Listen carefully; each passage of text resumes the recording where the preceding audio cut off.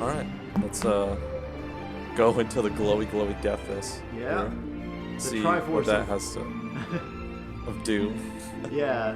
In Zelda, there's the Triforce of power, wisdom, and courage. And in Abzu, there's the Triforce of death and dismemberment. Wow. Oh, man. Oh, was this the exact same one we were in before? Oh, except now we're super powered. Okay.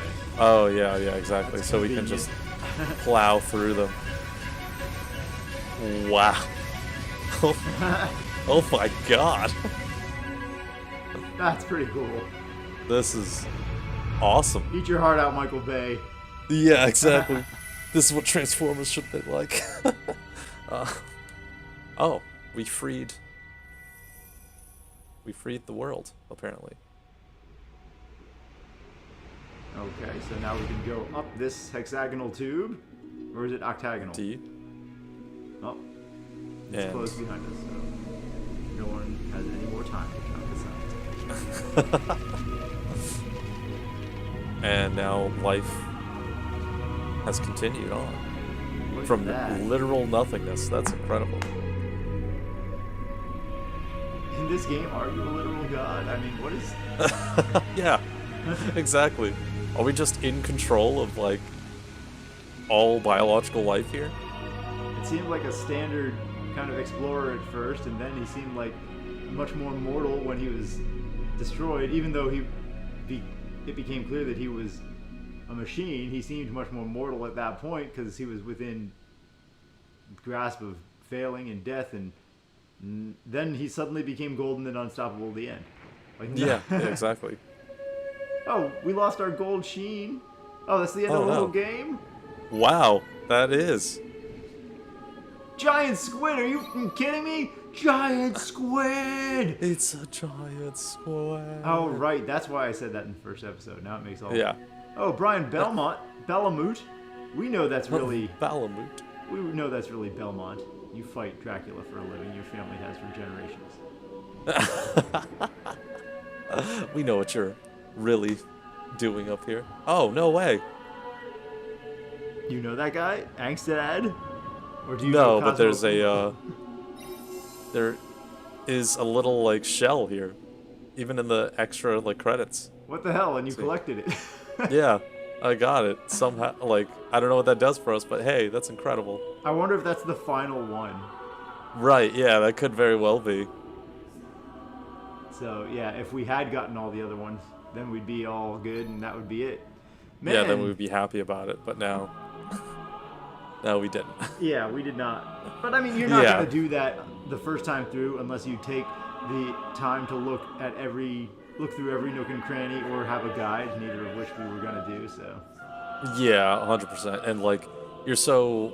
I mean, there's so much to look at, like, just admiration-wise of everything in all the stages, and also trying to piece together what the story is at the same time. Like, I feel like those are kind of more important than looking for collectible things in, like, every nook and cranny. So, on the second playthrough of this game or whatnot, I'm sure people are going to be, like, very particular about finding it, but I'm happy with all the ones that we've gotten so far, and not, like, being super anal about getting all of them. Right, we didn't go overboard Yeah. for it. And now Yeah. it looks like we've restored all of the sea life, and that's apparently we've now domesticated great white sharks for the future to make sure that all of the sea life will live on, because this guy is no longer eating them or in any way of a threat. He's just a kinder, friendlier, gentler great white shark. Pretty much, yeah. This whole game was just about, like, taming this one great white shark here. He destroyed the world, but now look at him. Yes. He's just us and him are just best of friends now. We have tamed the great white shark and the shrew. So, this game yeah, I was guess pretty this is awesome. it. Very amazing scenery, which is, of course, what they were going for. They upped the ante from Journey with all of the stuff teeming with life instead of everything being desolate, and how the environments reflect that with so many fish and all the underwater foliage and everything. It just looks like it just looks amazing once you have all of these things filling the environment at the same time. Yeah, for sure. There's like so much to look at, so much to admire, and like you being able to like interact with them. Like if you, well, there's certain ones that you can like hitch rides on and control, and they like try and show you all of the different like fish like models when you have those meditation stations, and you can like go through and like see all the different species, and even like you recreating them into the new areas is awesome. So yeah, and the music I thought was just another layer of it was just incredible too. Like that adds an extra layer into like the environment. Wow, I'm just like, oh my god,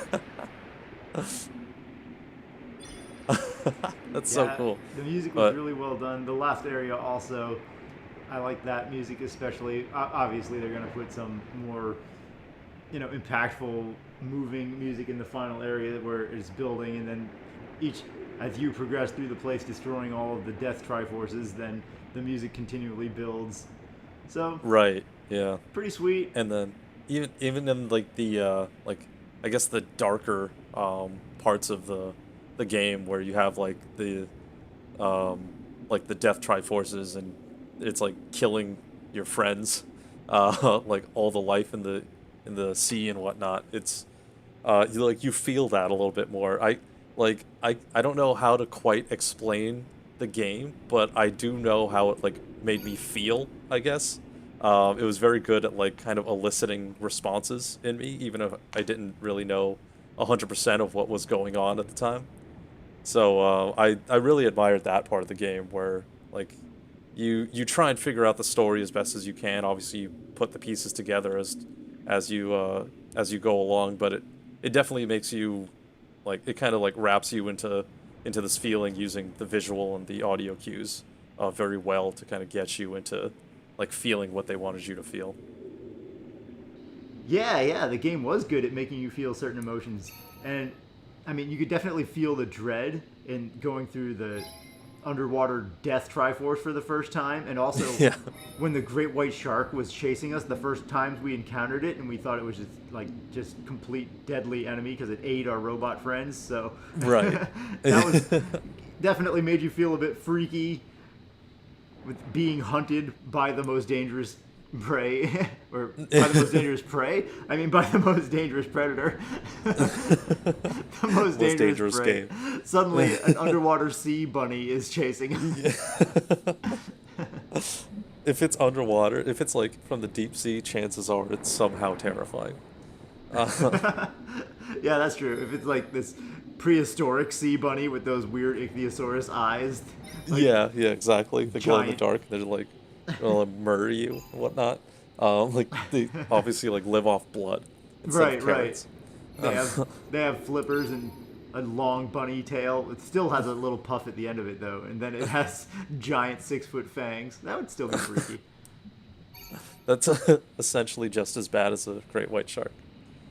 Um, but yeah, I agree. Like the emotions that you felt, they like even though if you didn't really grasp 100% what was going on, you get to like really feel it. Like even when we went to the like spiritual kind of area for the first time, where you have those pillars with all the different like animals that we've released back into I guess the ocean.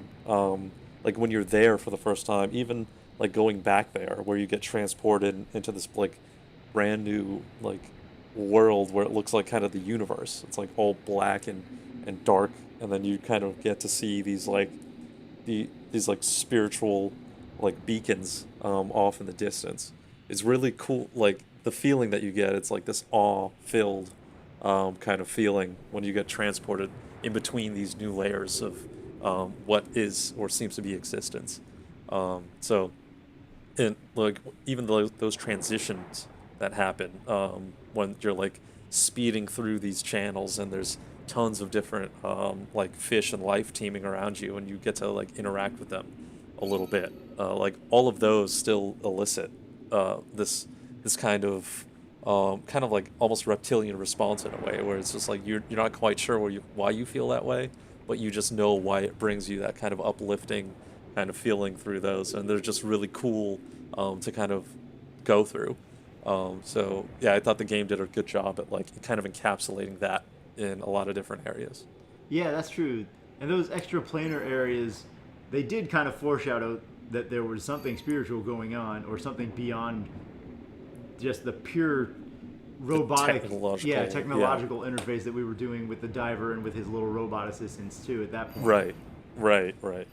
So there was some kind of like they were trying to weave back and forth. It seemed it was just like the center part I didn't quite grasp.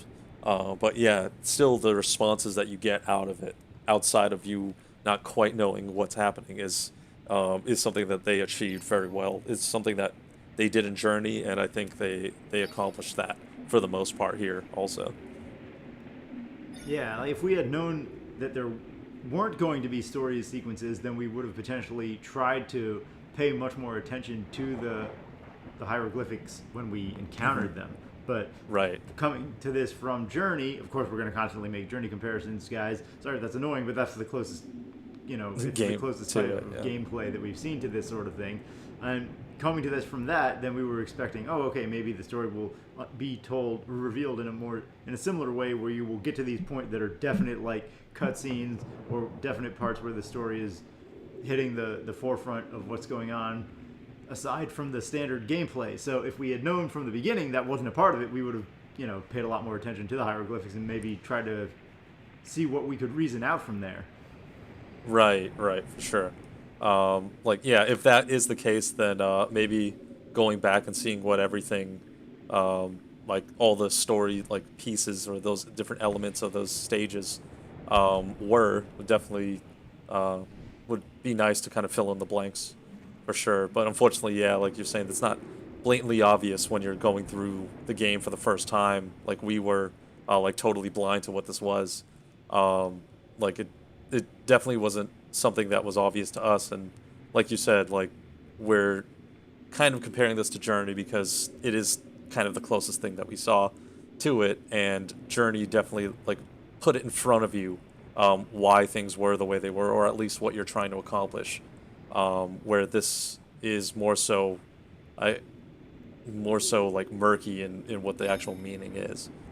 So, yeah, I'd like to see what you guys had to say about it. Like, if you got something else out of the story, if there was a different portion of it that we maybe missed by not paying more attention to the hieroglyphics or whatnot, or if this is just kind of left more open to interpretation of like, I don't know, life is being created and it's for reasons based on whatever the player want them to be or whatnot.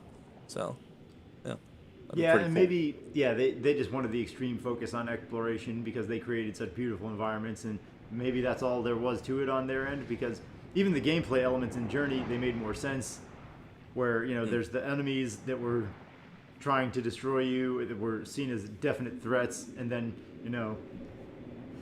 in this the shark was trying to destroy you, and then it was your friend later, and that made sense. It was kind of the relationship developed between them. But then at the end of this, like, there was the amorphous ball, and we turned into the invincible soldier, like, and then we could just destroy anything at any time.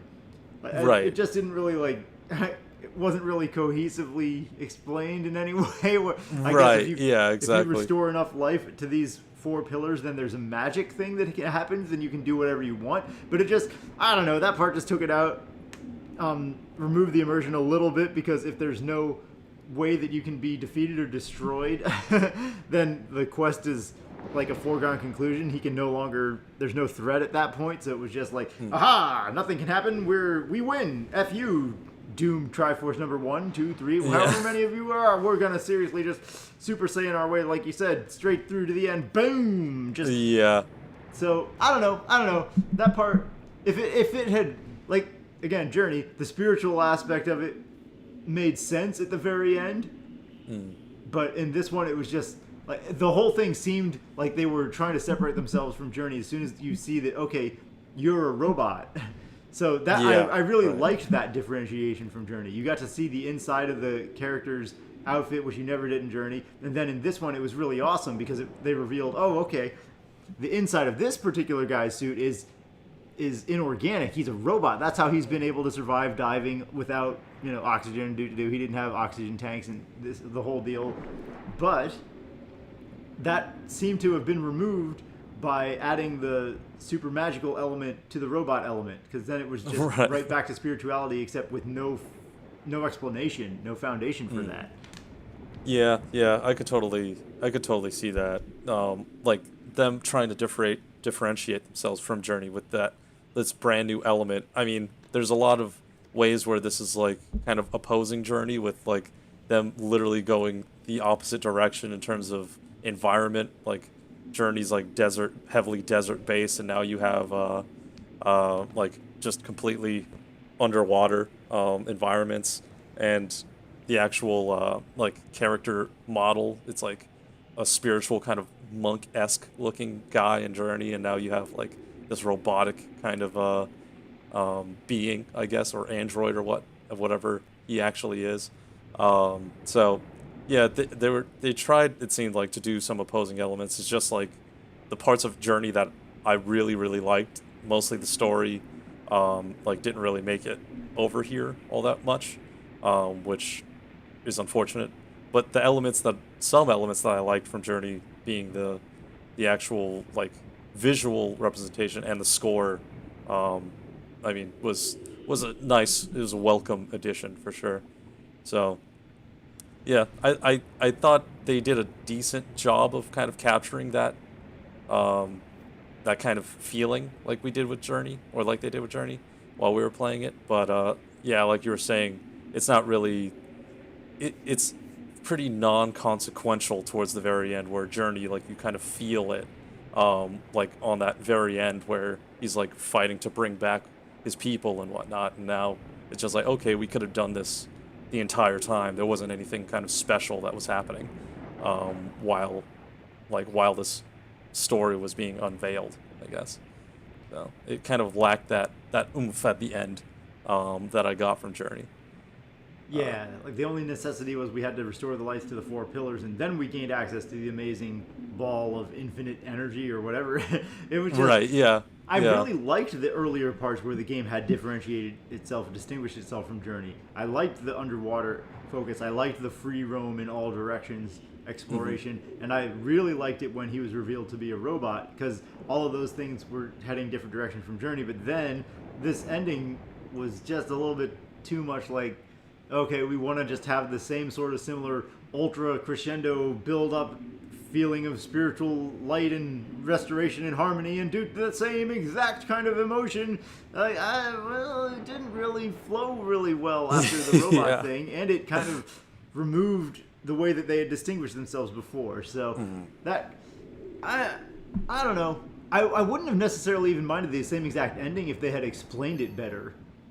Or if even like the 4 pillars thing didn't create a magical ball of life that suddenly like rebuilt the guy, but if he even like went to some sort of restoration like computer station or whatever and was rebuilt, reformatted that way, because he was able to restore the organic life underground, that like in turn that reactivated something in the bathhouse or wherever, where he was able to be restored there in a way that was high technology instead of a way that just seemed like returning to the spiritual message of Journey, which again was an awesome message in Journey. I just wanted this game to be more of a different experience. So it was still an amazing game. The underwater environment is obviously the highlight, and that's obviously what the developers focused on. So they probably wouldn't even be that pissed that we're kind of, harping on the story aspects as being not the strongest part of the game, because they're like, yeah, we didn't care.